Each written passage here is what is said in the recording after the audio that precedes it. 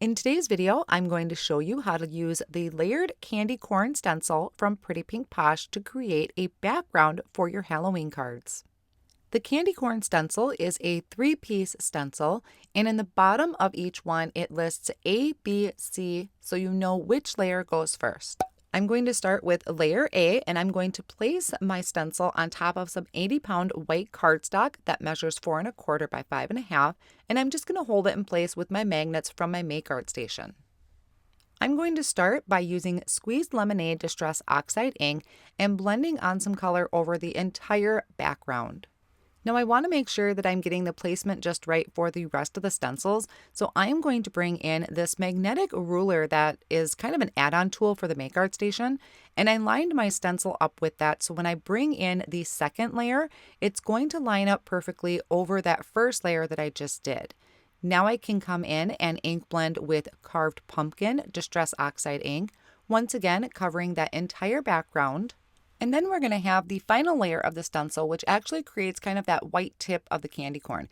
Now, it's really hard sometimes to show white on white.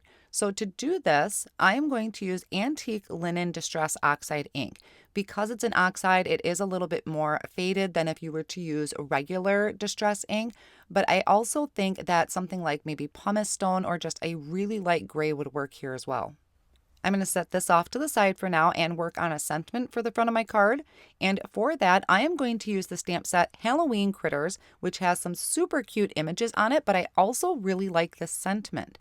So I prepped my black cardstock with an anti-static powder tool, and I'm stamping my sentiments in some white pigment ink, which is my favorite way to do white heat embossing. So I'm going to take some white embossing powder and sprinkle that over the top, kind of tap that a little bit to make sure it really settles into that ink. And then after I tap off the excess and my heat gun is nice and hot, I can bring that over and melt the embossing powder. I'm going to give this a few seconds to dry, and then I'm going to take a Swiffer cloth and just buff over and get rid of any of that excess powder. Then I'm going to take the coordinating die and line that up over the word Spooktacular. And I'm going to trim off that UR for right now, just so I don't get any weird impressions from my cutting plates, because my cutting plates are pretty well used. I want to trim this part down into a thin strip, and now you notice I'm getting pretty close to the end. It's a pretty tiny piece. So here is a really fun trick that I like to do.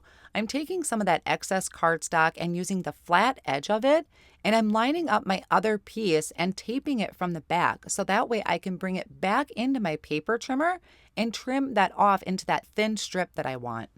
I'm also going to use this really fun stitched spider web. So I'm going to die cut it twice from some white cardstock and once from some white glitter cardstock. And this is just going to add a little dimension to the front of our card and also help separate it from our busy background. So I used some liquid glue and my tweezers to attach those pieces together. Then I'm just going to set some blocks on top of that to make sure my liquid glue is really set.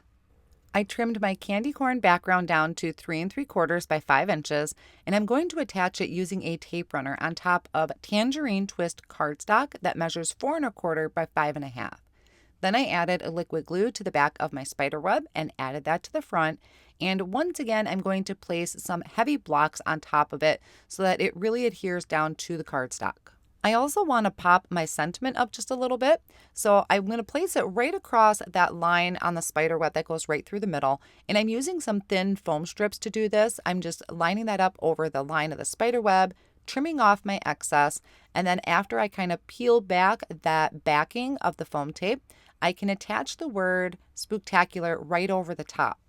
To add the smaller sentiment, the UR, I'm just going to place a couple dots of liquid glue right on top of that glitter cardstock and add the sentiment right on top and just kind of hold it there for a second to make sure it's adhered really well to that glitter cardstock. And that's going to finish off our fun candy corn Halloween card for you today. I hope you enjoyed today's video. Thank you so much for joining me.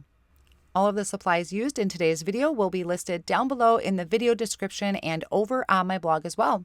Here are a few other videos I think you might enjoy.